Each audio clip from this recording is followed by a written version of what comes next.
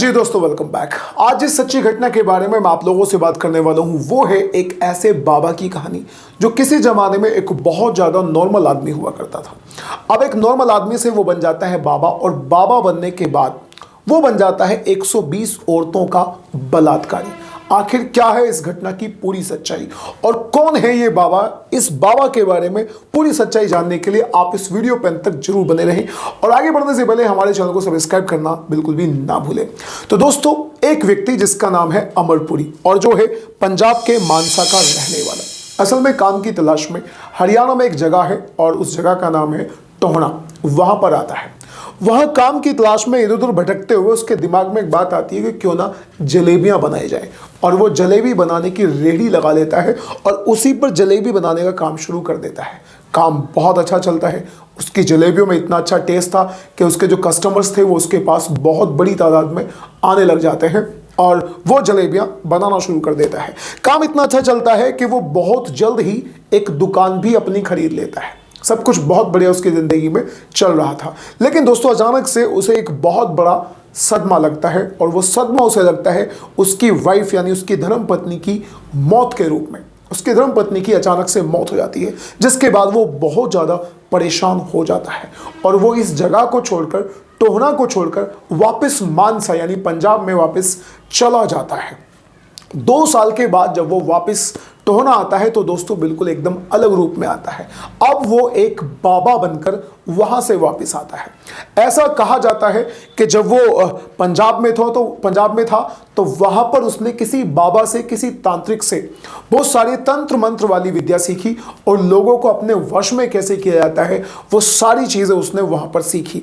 2 साल के बाद वो टोहना में वापस आता है और एक जगह लेकर वहां पर एक मंदिर बनाता है, और उस मंदिर में अपने तंत्र मंत्र से लोगों का उपचार करना शुरू कर देता है, उनका ट्रीटमेंट करना शुरू कर देता है। लोग उसके पास आते थे।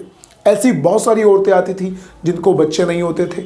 ऐसे बहुत लोग थे जो कर्जे में थे, वो उसके पास आते थे, और एक बड़ी तादाद में उसके जो उपचार वो लोगों को बताता था, उन उपचारों की वजह से लोग सही भी हो जाते थे। बेऔलादों को औलाद हो जाया करती थी, जिन पे कर्जे होते थे उनके कर्जे भी उतर जाया करते थे, नौकरी ना लगने वालों की नौकरियां भी लग जाती थी। अब इसी तरह से जो बाबा हैं वो बहुत ज़्यादा फेमस हो जाते हैं। अब क्योंकि उन्होंने उसी शहर में पहले जलेबियां बेची थी, तो धीरे धीरे लोगों को पता चल जाता है कि ये तो वही बाबा है, यानी वही व्यक्ति है जो पहले जलेबी हमारे यहाँ बेचा करता था। तो यहीं से दोस्तों उसका नाम पड़ जाता है जलेबी वाले बाबा। जी हाँ, जलेबी वाले बाबा।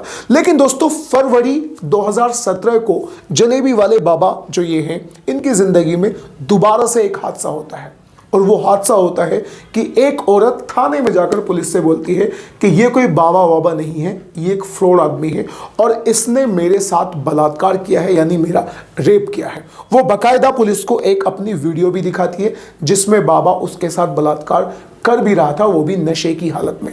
यानी जो औरत थी वो नशे में थी। वो बिल्कुल सेम बात पुलिस से बताती है कि इसने मुझे नशे की गोली खिलाकर, मुझे नशे में करके मेरे साथ बलात्कार किया है। अब दोस्तों, पुलिस बहुत ज़्यादा परेशान हो जाती है और पुलिस तुरंत बाबा को अरेस्ट करके लेके आती है, और पुलिस बाबा को जो है कस्टडी में भी डाल देती है, यानी कैद में डाल देती है। लेकिन यहाँ पर जो बाबा है वो तुरंत पलटी मारता है और बाजी को पलट देता है, क्योंकि वो बताता है, पुलिस से बताता है कि इस औरत ने खुद मुझे कुछ उल्टा नशीला चीज़ खिलाई है जिसकी वजह से मैं नशे में हो गया था, और तब इसने मेरे साथ रेप किया है और उसकी वीडियो बनाई है ताकि ये पैसों के लिए मुझे ब्लैकमेल कर सके। अब दोस्तों, यहाँ पर जब पुलिस को बाबा की बात में दम नजर आता है तो वो बाबा को छोड़ देती है। बाबा दोबारा अपने आश्रम में पहुंच जाता है और इस औरत को ही नसीहत देकर पुलिस वापस कर देती है। लेकिन दोस्तों, जब आप कोई गलत काम करते हैं तो आप उससे किसी भी सूरत में नहीं बच सकते। 2018 में दोबारा पुलिस के एक अधिकारी के मोबाइल पर एक वीडियो जाती है, और उस वीडियो में यही वाले बाबा एक नहीं, एक से ज्यादा कई औरतों के साथ बलात्कार कर रहे थे, यानी कुकर्म, गलत काम को कर रहे थे। अब यहां पर पुलिस बहुत ज्यादा चौकन्ना हो जाती है और पुलिस सीधे पहुंच जाती है बाबा के आश्रम पे। लेकिन दोस्तों, जब पुलिस बाबा के आश्रम पे पहुंचती है तो वहां जाकर जो मंजर उन्हें देखने को मिलता है वो एकदम डिफरेंट था। वहां पर पुलिस देखती है कि वहां कई सारी खुफिया गुफाएं भी बनाई हुई हैं।